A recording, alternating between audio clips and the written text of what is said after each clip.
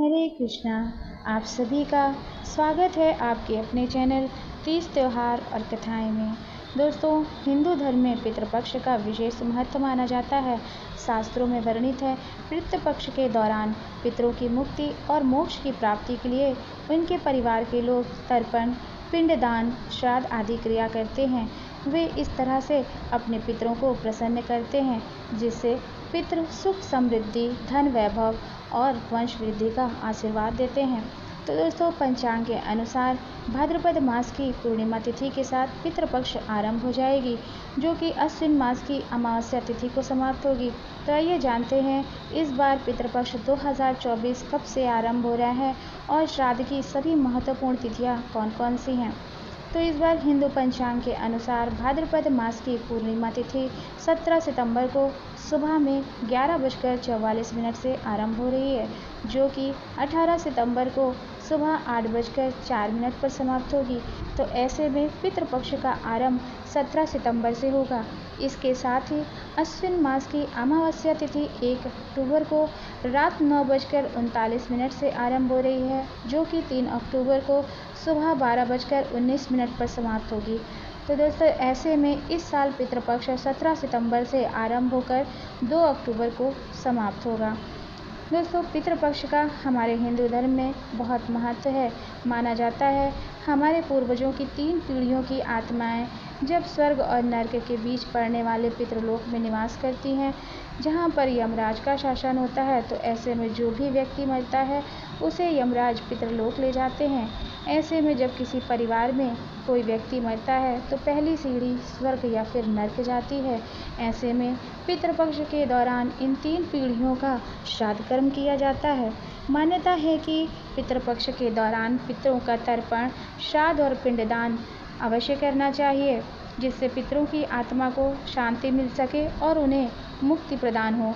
इस पूरे महीने पितर धरती पर 16 दिन वास करते हैं। ऐसे में उनके परिवारजन विभिन्न तरीके से अपने पितरों को प्रसन्न करते हैं। यदि आपकी भी कुंडली में पितृदोष है तो इस माह बहुत सारे ऐसे उपाय होते हैं जो करना लाभकारी सिद्ध होता है। तो बने रहिए वीडियो के अंत तक। इस वीडियो के अंत में मैं आपको बताऊंगी कि वो क्या उपाय हैं जिससे आपकी पितृदोष की शांति हो सके, जो कि सुख समृद्धि और वंश वृद्धि में भी सहायक हो। तो आइए जानते हैं श्राद्ध 2024 की वो महत्वपूर्ण तिथियां कौन कौन सी हैं। तो क्योंकि 17 सितंबर को पूर्णिमा और श्राद्ध आरंभ हो रही है और दिन पड़ रहा है मंगलवार, तो इस दिन पूर्णिमा श्राद्ध मनाई जाएगी। प्रतिपदा श्राद्ध होगी बुधवार 18 सितंबर को, द्वितीय श्राद्ध होगी गुरुवार 19 सितंबर को, तृतीया का श्राद्ध होगा शुक्रवार 20 सितंबर 2024 को, चतुर्थी जो कि भरणी श्राद्ध भी कही जाती है होगी शनिवार 21 सितंबर 2024 को, पंचमी का श्राद्ध होगा रविवार 22 सितंबर को, षष्ठी का श्राद्ध और सप्तमी भी 2 तिथियां एक साथ होंगी, षष्ठी और सप्तमी, जो कि होंगी सोमवार 23 सितंबर 2024 को, अष्टमी का श्राद्ध मंगलवार 24 सितंबर 2024 को होगा, नवमी जिसे हम मातृ नवमी कहते हैं, जिनमें हमारी कुल की जो हमारी माताएं होती हैं जिनका निधन हो चुका होता है तो उनका श्राद्ध होता है नवमी को। मातृ नवमी के दिन बुधवार 25 सितंबर 2024 को किया जाएगा। दसवीं का श्राद्ध होगा गुरुवार 26 सितंबर 2024 को। बहुत जगह पर एकादशी श्राद्ध, त्रयोदशी श्राद्ध और चतुर्दशी श्राद्ध महत्वपूर्ण मानी जाती हैं। तो एकादशी का श्राद्ध होगा शुक्रवार 27 सितंबर 2024 को। द्वादशी का श्राद्ध, जिसे मघा श्राद्ध भी कहते हैं, होगा रविवार 29 सितंबर 2024 को। त्रयोदशी का श्राद्ध मनाया जाएगा सोमवार 30 सितंबर 2024 को। चतुर्दशी का श्राद्ध होगा मंगलवार 1 अक्टूबर 2024 को। और सर्वपितृ अमावस्या, जो कि बहुत आवश्यक होती है, यह है बुधवार 2 अक्टूबर 2024 को। तो दोस्तों, सर्वपितृ अमावस्या पर जैसे आपने कुछ दिन खास होते हैं और आपसे वो छूट गए हैं, जानकारी नहीं मिल पाई, तो सर्वपितृ अमावस्या होती है कि आप सभी पूर्वजों के लिए इस एक दिन में आप उनका श्राद्ध तर्पण आदि कर सकें। तो यह पड़ रहा है बुधवार 2 अक्टूबर 2024 को। तो इस तरह से ये रही कुछ महत्वपूर्ण तिथियां। तो आइए जानते हैं वो कौन से ऐसे महा उपाय हैं जिनसे पितृ प्रसन्न होते हैं। यदि आपको लगता है कि आप पर पितृ दोष है तो आपको इन उपायों को ज़रूर करना चाहिए। दोस्तों, ये श्राद्ध के 16 दिन, इन दिनों को बहुत महत्वपूर्ण मानना चाहिए।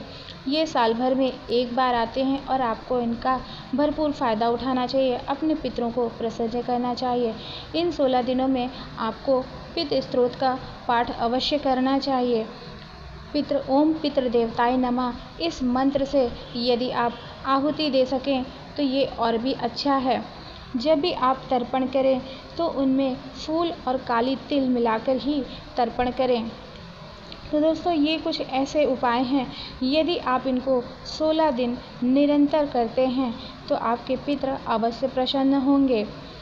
इन 16 दिनों में पितृ धरती पर होते हैं अपने करीबियों के पास, और यदि आप उनको इस तरह से आवाहन करते हैं, आप उनका श्राद्ध तर्पण करते हैं तो वे ज़रूर प्रसन्न होंगे। तो ये थी श्राद्ध से जुड़ी जानकारी। यदि जानकारी अच्छी लगती हो तो वीडियो को लाइक करें, शेयर करें और कमेंट करें। जानकारी सही लगती हो तो प्लीज़ चैनल को सब्सक्राइब भी करें। तब तक के लिए हर हर महादेव, धन्यवाद।